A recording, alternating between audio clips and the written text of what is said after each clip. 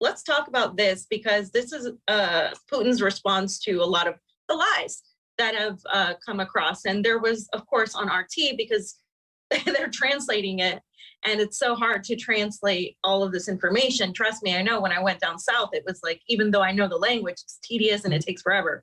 But Putin responded to the US lies and also talked about the US-led biolabs, which you kind of mentioned already. So there's a series of videos, they're really short. The first one, he talks about the West. And this is interesting, Tara, because we were just talking about the lies about the West, like how we're not anymore this, first world country.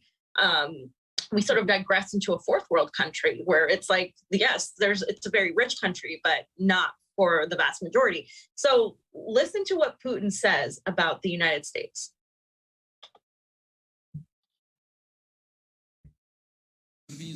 And we have data from international organizations that show that social problems, even in the leading Western countries, have exacerbated in recent years. There is more inequality, there is a bigger chasm between poor and rich. We see more and more racial and ethnic conflicts. This myth about Western society, about this so-called golden billion, is getting destroyed. Now the entire planet has to pay for the ambitions of the West, for their attempts by any means to preserve their domination in the world that is slipping away. So what are your thoughts on that? It seems pretty accurate. Truth. He's speaking truth to power there. It's like, it reminds me of his 2007 speech when he talked about, again, he talked about the West trying to create a unipolar world and domination, and it's continuing, but now he's kind of recognizing the economic collapse. And, for him to say that, he's a very cautious, conservative leader. Yeah. He's been doing, over a couple of decades, we've watched the evolution of him, the way he kind of presents information. And for him to say that, it is significant. It's very significant and interesting. And we're living in the decline. We're in the belly of the beast, right? Yeah. So, we're living it, and, we go to the shelves, we see them empty. We go to try to get fuel. It's too much. We can't, the simplest thing can become really difficult, accessing healthcare that's affordable.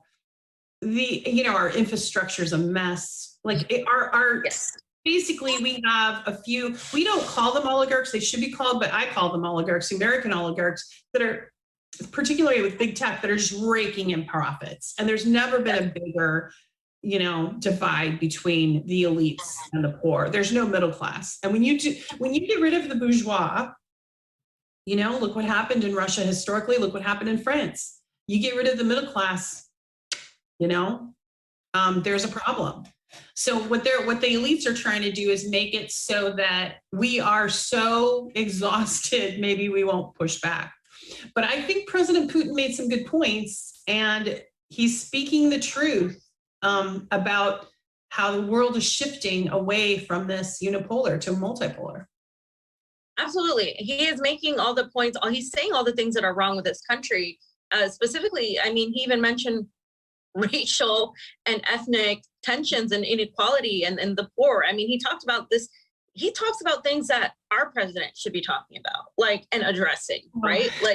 Our leaders, but they're not, because they certainly. I know, and I get so much crap because I have, spoken openly that I believe Russian, leadership had some good points, and I had some things to say, and I supported it. And of course, I got pushed back on. But look, I'm not looking at it from a nationalistic point of view. I'm not looking at it from, I'm a patriot or I'm not a patriot. I'm looking at it from a practical point of view of a person, of a citizen. I'm working class. I don't make much money. I don't have access to that kind of power. So he's speaking the truth. This is my reality. This is a lot of my friends' reality. This is a lot of people I know. This is what they're living in. And it's good to hear a world leader say it, even if it's not the one, that I live in that country. I live, in this country, because they're just trying to oppress us. They're, American politicians are trying to keep us just educated enough to run the machines, right? Like George Carlin said, but not educated enough to really know what's going on. Exactly. And I think more and more people are realizing that, which is why they're censoring more and more.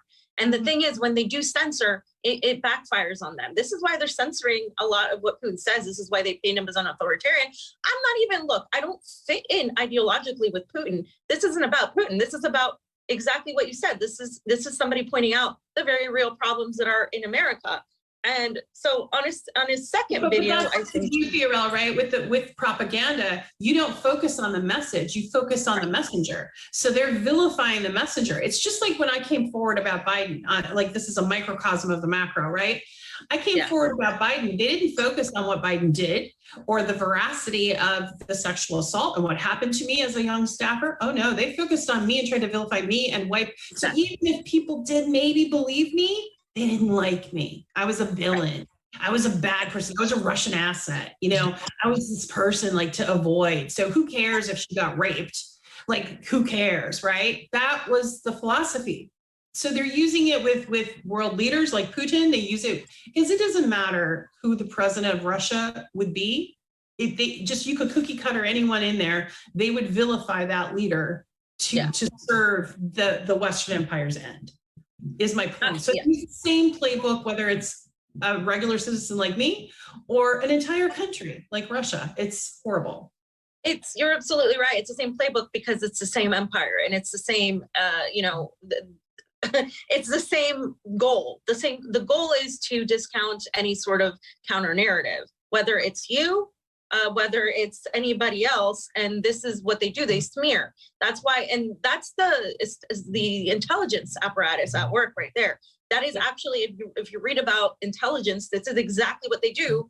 They specifically say you must destroy the credibility of the person, not the message. It's all about perception and public relations, which is why it's so easy to spot some of these people, because they're just narrative managers. They're there to make sure that the narrative goes the right way. And one of the narratives that has been a complete and total lie is that Putin is going into Ukraine to take over Ukraine, and that there was no real logistical need for him to go in there, that there was no cause for him to go in there. So he responds to why he went to Ukraine. And let's watch that, and then I want to hear your thoughts, Tara. And Ukraine, prompted by the United States and a number of the Western countries, they were preparing to this armed scenario, to the ethnic cleansing in Donbass. The large-scale assault on Donbass and Crimea was just a matter of time. And our armed forces, they undermined these plans. They prevented these plans. In Kyiv, they didn't just prepare for war against Russia, against Donbass. They have started this war a long time ago, and they were trying to start terrorist underground there. For years, they continued hostilities in Donbass. They were shelling civilian cities and towns. Almost 14,000 civilians were killed, children among them.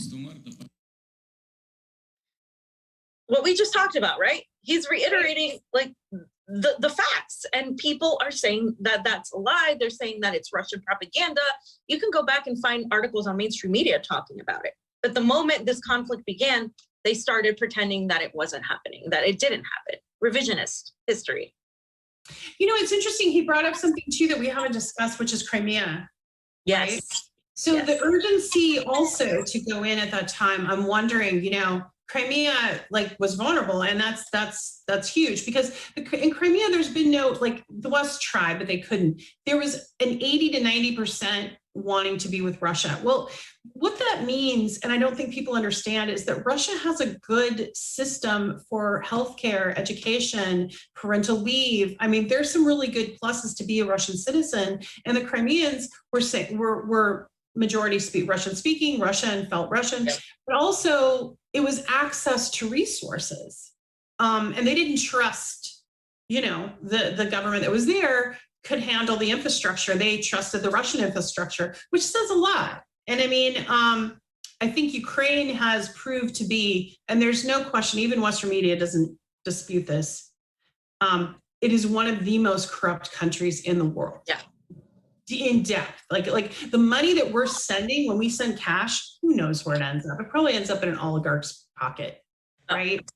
Like, I don't know how many regular Ukrainians are actually benefiting from it. Absolutely. No, you're 100% right. And I'm glad you brought up Crimea, because what happened was, and I think Putin spoke about this before, when Lenin marked the boundaries, right, of these countries, what he did wrong was he put in a lot of groups that shouldn't have been together. Ukraine is an example of that. Ukraine has had a neo-Nazi problem forever.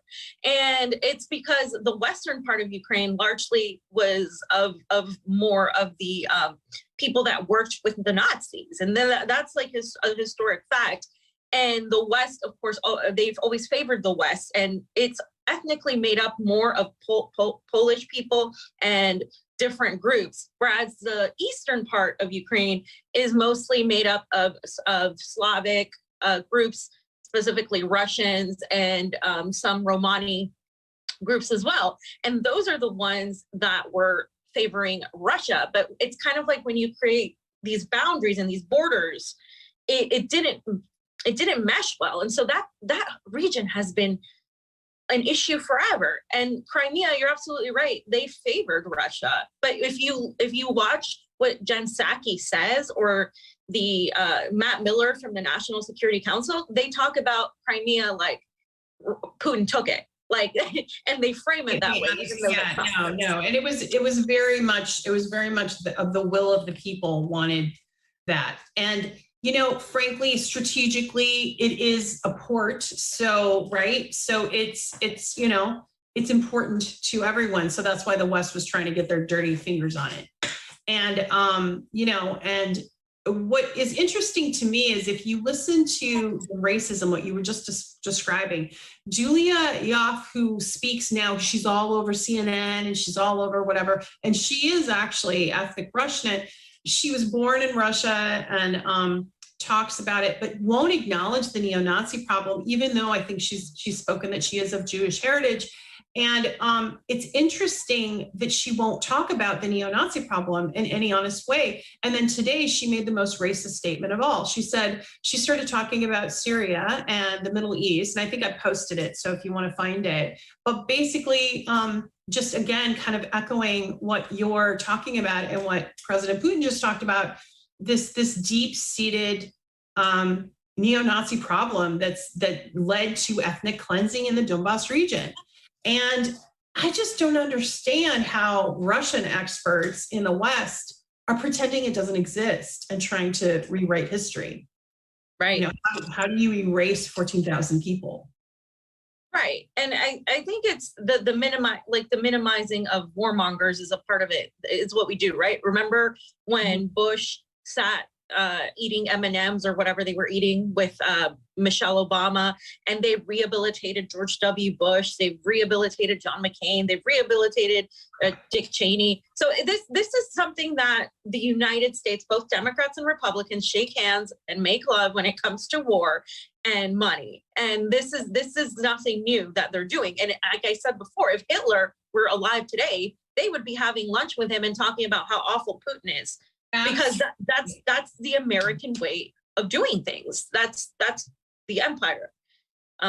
So, yeah. I mean, and the pulling out of all the companies America did out of Russia. I mean, some of those companies, maybe Russia will be better off.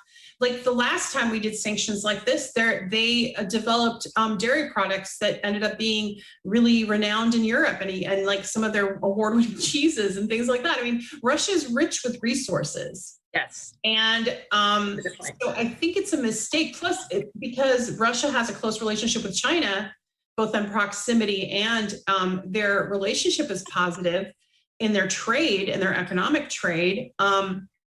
I think you're going to have India not be so neutral. They're going to end up going to the East. I think all eyes are going to the East economically. Yes.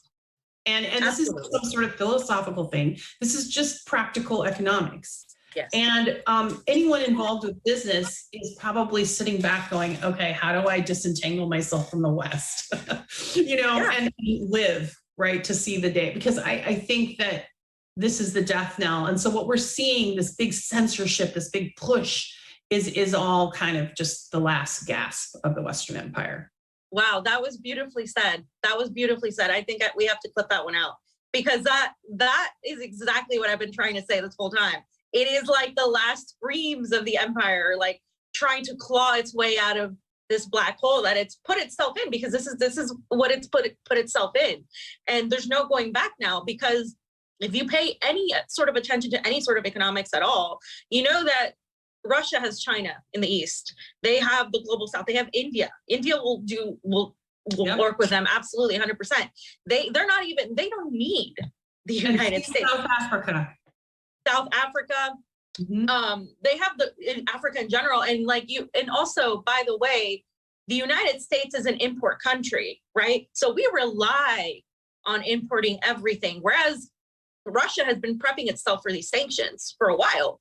Mm-hmm. And just like every other country we sanction, they have to find ways around it, and they have to find ways to deal with it. Example, Nicaragua, self-sufficient. They produce most of their food inside the country. Well, Russia has other avenues and other markets on top of the preparation. So not saying that sanctions won't hurt Russia. They will. They absolutely are hurting people, but they will be fine in the long run. Right. But we will not. I have a question for you. That brings me to Venezuela. What was your thought about us going on our knees to the president that America will not acknowledge and then beg for oil? Was that kind of interesting? Yeah. So I was just going to say that I think that Venezuela is doing what they would be doing, like what they should be doing, like demanding. They're wanting to demand some sort of power, and by the United States obviously going to Maduro, obviously Juan Guaido is now irrelevant, which is why he came out and was protesting. And it's hilarious watching after failed attempted coups, and Juan Guaido is the president, them to be like, hey guys, and it just shows you how little power the United States has. And by the way, between us here, all the fans watching, I do think Russia was some sort of like, hey, Venezuela, go get what you need, because it's not like Venezuela is going to sit on the side of the United States against Russia. No way. If you watch any of the coverage from Nicolas Maduro and his government, you can tell that they constantly talk about the United States and NATO are the aggressors here. Russia is trying to end a war, not begin it. And so they're not going to do that. They know what time it is, and they know that there's a multipolar shift right now happening. So that's a good line. I'm going to remember that line. They know what time it is. Yep. Yeah, I think we all know what time it is. Yes. And it's not daylight savings. So no, thank God that's at least they did something right with that. It was like that kind of blip went through the news about the daylight. So I was just like, you know what, guys, we're about to face World War III, and finally you're going to put into that. Yeah, right. It's a cartoon. We live in a cartoon, as my friend Steve says. So this next one is just kind of reiterating the fact that Putin does not want to occupy Ukraine, because that's what I get constantly told. Oh, he's equating him to Hitler in the Sudetenland, right? Oh, he's going to take over Ukraine, and then he's going to take over the world, and he completely denies it in this video. Okay. So we have exerted all ways to resolve the matter peacefully. The problem that occurred not by our fault, and in this regard, we were forced to launch this special military operation. The Russian troops near Kiev, near other Ukrainian city, has nothing to do with our intention to occupy the country. That's not our objective. So there it is, straight from the horse's mouth. Why would he lie? I mean, that's the thing. Why? There's no reason. There's no yeah, he said it, you know. It's interesting because and people are, the clips that you got are so hard to get. I mean, what I wanted to see was his entire speech, and I've been looking on Odyssey, I've been looking on Rumble, but I can't find the entire speech translated for easy access. And so that tells you everything if they don't want us to hear what he has to say, because he's dropping he's dropping a different kind of bomb. He's dropping truth bombs, the truth. He's telling what's going on. And I think, going back to what you were saying about, censorship, that what we're talking about right now, having to work so hard to just get the truth, because they're trying so hard to control that narrative. And I remember one question I was always being asked when I was coming forward about Joe Biden. is, you know, if you could do it over, what would you do, or what would you advise other survivors? And I remember back then talking about writing my book, I would talk about control your own narrative. And that's the thing. When they take that narrative away and they make it something else, that's the problem. So we're not getting the truth. We're not finding out what's really going on, why we're fighting a proxy war against Russia in Ukraine. We're not finding out why almost $1 billion is going to another country when our citizens are in dire need here in America of assistance. And look at the difference between the treatment of refugees between the southern border right now and, you know, Ukrainian refugees and what's going on and all the just blatant racism. It's just unreal. It's racism, and it's also the fact that Russia is seen as a powerful aggressor, and they're weaponizing Ukraine as a country to sort of build this thing. But people don't even realize, you know, Palestinians have been speaking out against this a lot, and I think more of them should. I would love to hear more of their perspectives. I want to have, because it's like ridiculous. Somebody did a meme with the Ukrainian flag that said "Free Palestine." Because I mean, maybe this will put your attention. Yeah, you see all these celebrities with their doing all their fundraising.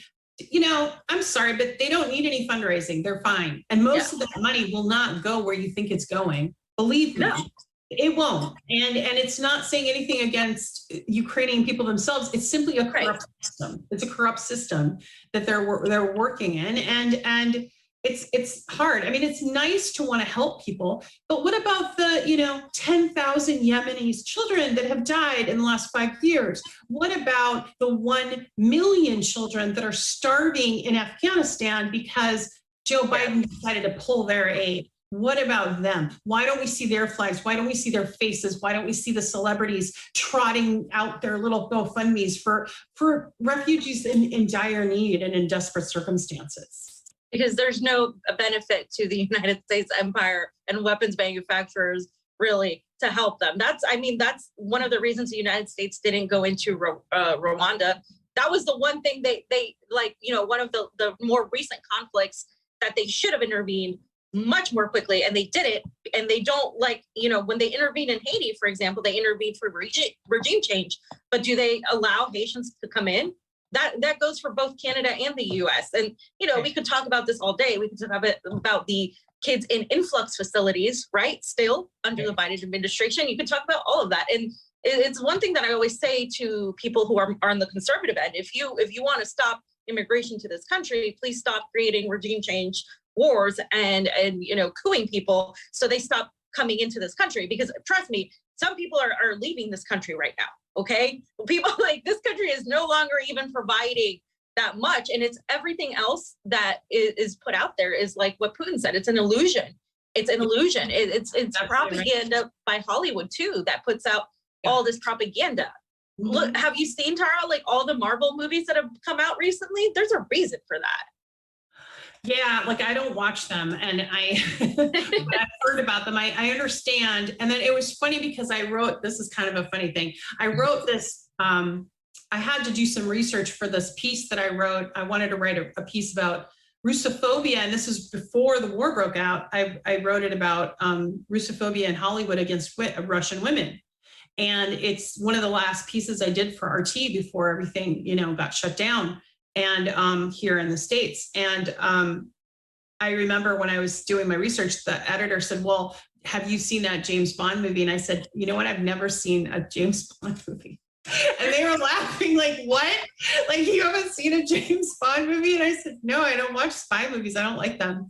I don't like the genre. So it's fun. But then when I had to do the research, I was doing it, and oh my God, the stereotypes and what you're saying, the weaponization of Hollywood to get the intelligence community to get a certain point across is so, it's so invasive. Mm-hmm.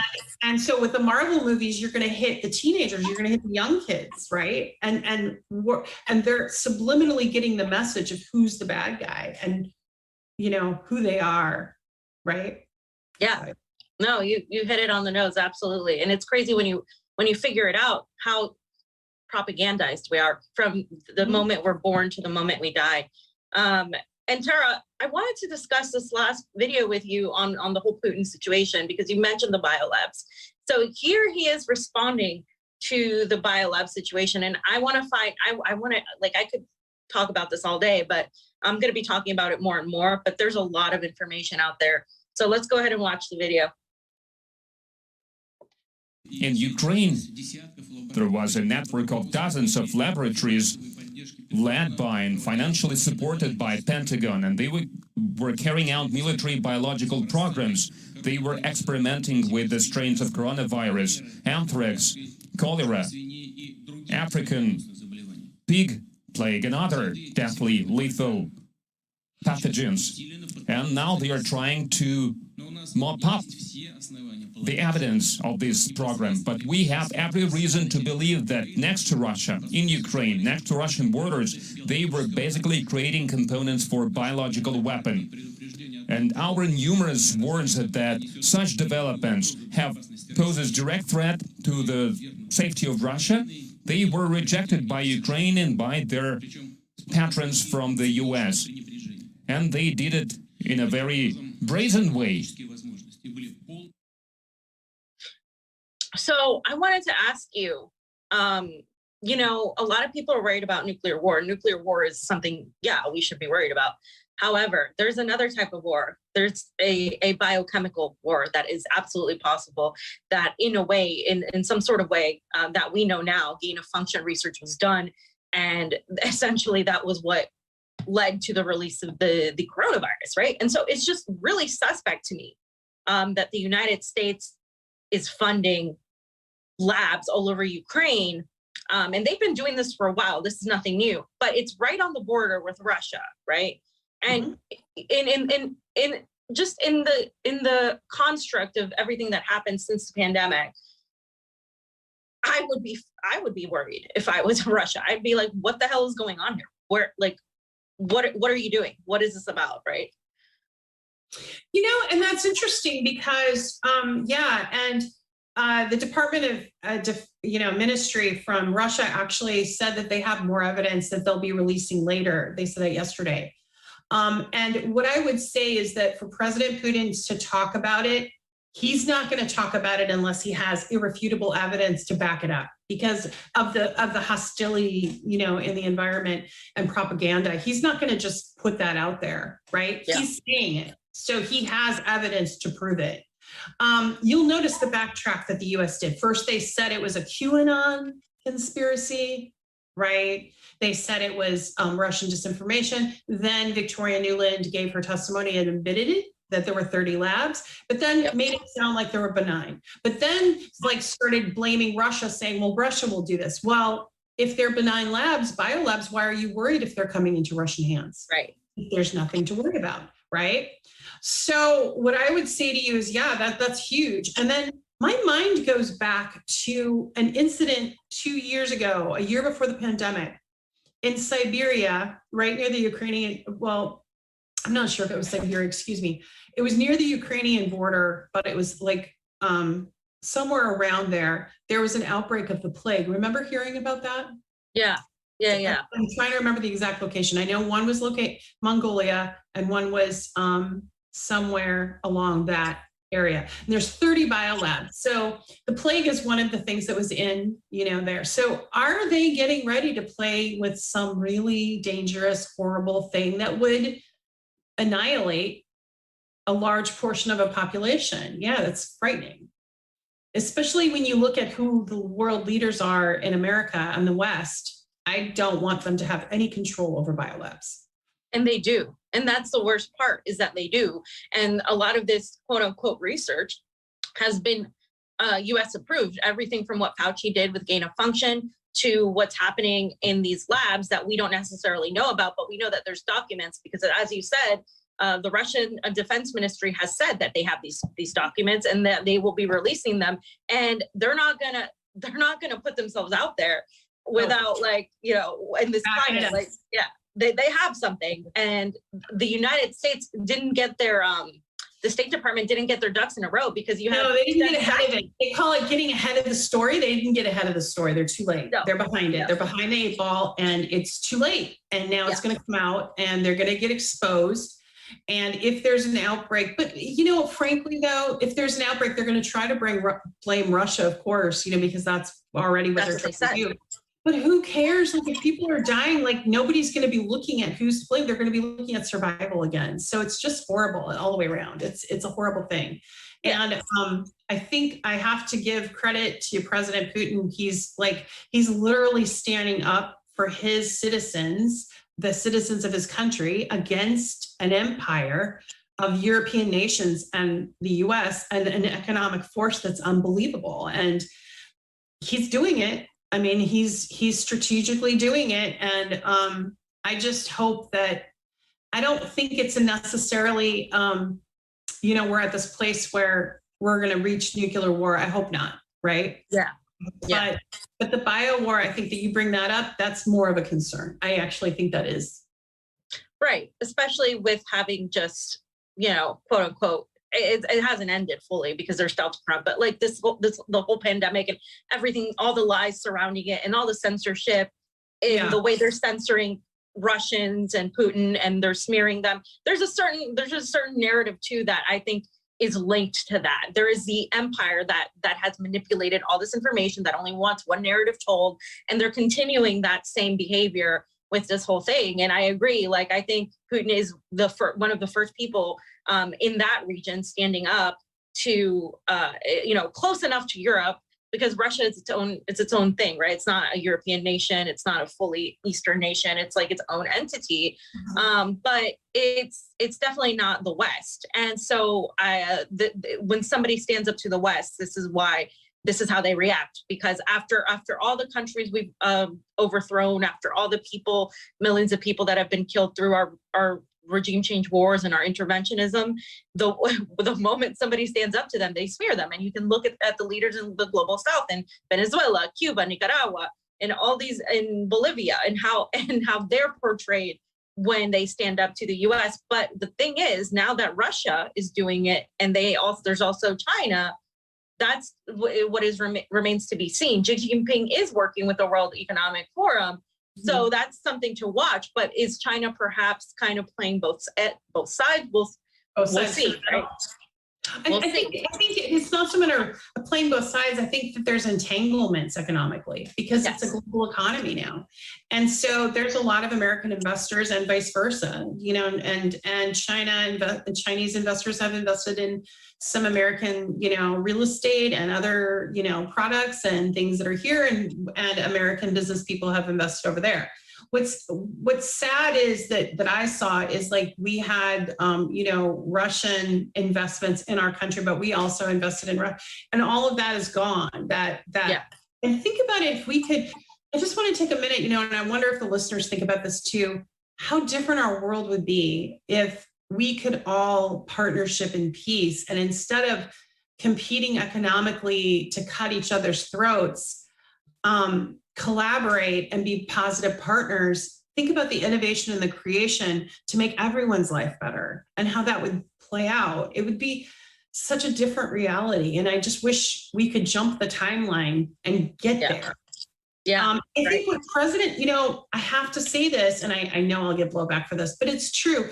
What I've noticed about President Putin is he's very forward thinking. He's not like the Western leaders who are very kind of stodgy. They just think in the moment and their own profits, kind of their elitism. I've noticed he's very, you've heard him talk about, technology in the future, and, I just think he's forward thinking, and that's why a lot of his population likes him and supports President Putin. So I think that whoever is leading Russia needs to be forward thinking, because we're leading to a different reality where the robotics is going to be big. So a lot of jobs that we take for granted are not going to be available to us, because they're going to be replaced with IT, with big tech. And think about how that could help us and not necessarily harm us, but create other jobs and other realities if we were all collaborating with China, and Russia, and India, because all of those countries are very innovative technology, wise. Yeah, and that's the thing, where, you know, some people are intent on fighting the technology.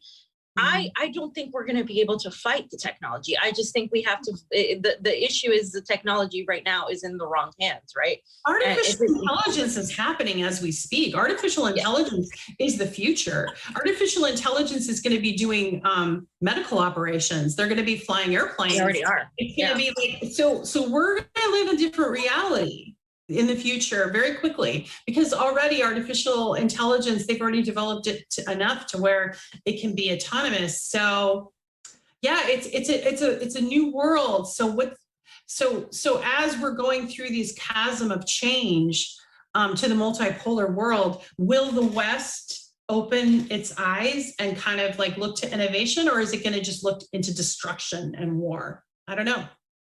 I think they're looking to innovation, but innovation into slavery, right? And innovation to weaponize technology to make us pretty much the slaves, the just collect information from us, make us reliant on the system, and make us good little cogs of the now technologically advanced machine. And that's essentially what it is. When you listen to what the predator class is, what I call them, because they're predators, what they talk about is they see human beings as a nuisance. They don't see this idea that you look at it from a very humanistic standpoint. Like, if we just collaborated, and that's the ideal, that's what would make sense. But when you have a group of people that are psychopaths, because that's been proven. I mean, you could read so many studies on the people who have the most power. In order to do that, you have to be some sort of a psychopath, because you can't operate like from your standpoint, like as from a humanist approach, and exploit people and become a millionaire. That's just completely contradictory to that approach, right? And so what we're seeing is the fight right now. I think there's the bigger fight in a more spiritual sense, in a bigger sense, is the fight against this sort of psychopathic, a nihilistic, let's take over the world and make it this global agenda and make human beings our slaves to continue reaping the benefits. And who cares if they die, because we don't need that many. They're taking too many resources. And the fight against people who believe in, in a better world and some sort of collaboration. That's the bigger fight, I think. You're right. Absolutely. Right. Yeah.